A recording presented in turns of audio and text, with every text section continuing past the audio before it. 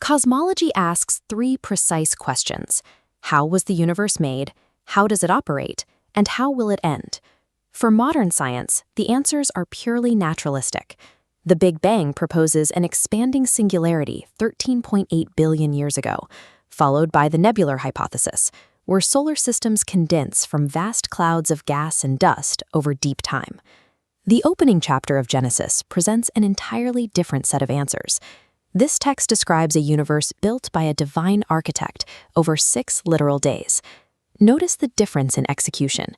Instead of unguided expansion and cooling, matter is deliberately commanded into existence and structurally ordered by God. Many readers attempt to bridge this gap by treating the biblical account as purely poetic. They suggest the 6 days are an allegory meant to accommodate modern scientific models. A strict reading of the text rejects that compromise. The cosmology presented throughout the Bible functions as a literal, physical blueprint. This architectural schematic specifically describes a flat, fixed Earth, locked securely at the exact center of God's creation. If this physical structure is dismissed as ancient myth, the central promises of the Bible, specifically the New Covenant and the resurrection, lose their necessary anchor points and collapse. To understand the stakes, we must construct the biblical universe exactly as the text mandates. Genesis begins with a formless void, filled with a massive water expanse. God then inserts the firmament, a structure designed to permanently divide the waters into 2 separate realms. The book of Job describes this firmament as being hard as a molten looking glass. It is a solid, cast physical barrier. Resting securely on top of the dome are the waters above the heavens, praised in Psalm 148. This enclosed, heavily fortified system leaves no room for the modern concept of space as an infinite, expanding vacuum. Below the firmament, the dry land of the earth is set firmly in place amid the lower waters. The scriptures insist on total permanence here. The Psalms declare that God laid the foundations of the earth, so it should not be removed forever. The text details massive, physical pillars that lock the terrestrial plane in place. A rotating planet orbiting a sun violates these geometric parameters, and the architectural structure extends even deeper. Directly beneath this terrestrial plane lies an immense, cavernous subterranean cavity. This is Sheol. The biblical underworld is not an abstract spiritual state. It is a geographic location housed directly beneath the flat earth. When Korah rebelled in the book of Numbers, the earth opened and swallowed his company alive, directly downlead to this pit. Jesus later relied on this same physical metric, stating he would spend 3 days in the heart of the earth.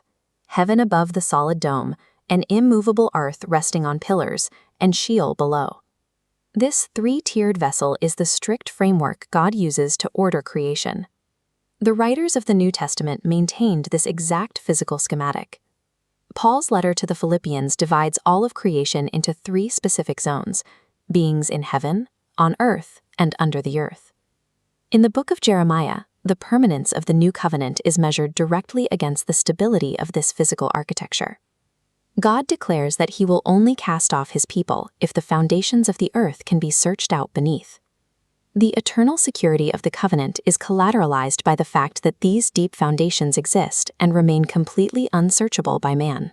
If the earth is a spinning sphere suspended in a vacuum, it has no structural foundations. And if it has no foundations, God has staked his ultimate oath on a structure that does not exist. To discard the structural pillars of the earth as poetic imagery is to empty God's promise of its literal weight. When Enlightenment thinkers dismantled this biblical model in favor of a heliocentric universe, they didn't just change a scientific theory, they removed the physical boundaries of a divinely ordered world. The philosopher Friedrich Nietzsche identified the cultural void left by this cosmological shift. He used the metaphor of unchaining the earth from its sun to describe a humanity cut loose from its objective anchor.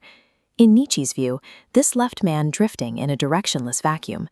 This vacuum birthed a new, man-centered worldview. Without a divine architect to provide order, human reason became the ultimate authority, and man began to invent his own values and meaning. This philosophical shift paved the way for Charles Darwin's theory of evolution, which provided a naturalistic explanation for existence that required no creator. Karl Marx built upon this materialist foundation to develop communism, a system explicitly hostile to religion, treating man as a purely economic and material unit. The rejection of divine order soon translated into political action. During the French Revolution, the cult of reason replaced biblical truth, leading to immediate chaos and mass violence. The Soviet Union further codified this by establishing atheism as state doctrine, systematically destroying churches to ensure that no authority stood above the materialist state. In Maoist China, the suppression of biblical truth during the Cultural Revolution allowed human-centered ideology to rule with unchecked violence. Each of these regimes promised a utopia built on human reason. Yet, history shows that once the concept of a divine cosmic architect was removed, millions were sacrificed to the shifting ideologies of men. The record suggests that when the physical constraints of biblical cosmology were severed, the moral and societal constraints built upon them eventually collapsed as well. The scriptures do not offer competing cosmological models. From the opening of Genesis to the end of Revelation, the physical structure remains absolute. It is a common reflex for modern believers to carve away the physical claims of the Old Testament to avoid conflict with the current scientific consensus. However, the gospel itself is built upon the literal geography of this model. The New Testament writers present Christ's burial and resurrection not as poetic metaphors, but as specific physical movements within this tiered structure. Scripture specifies that Christ descended into the lower parts of the earth, a direct reference to the physical location of Sheol. If Sheol is not a literal geographic place, then the 3-day descent described in the New Testament becomes a symbolic gesture. If the descent is symbolic, the literal nature of the physical resurrection that follows is fundamentally compromised. Stripping these foundational texts of their literal meaning sets a precedent that unravels the authority of the entire Bible. The physical resurrection demands a physical stage. To profess faith in the risen Christ is to accept the architecture of the world he conquered.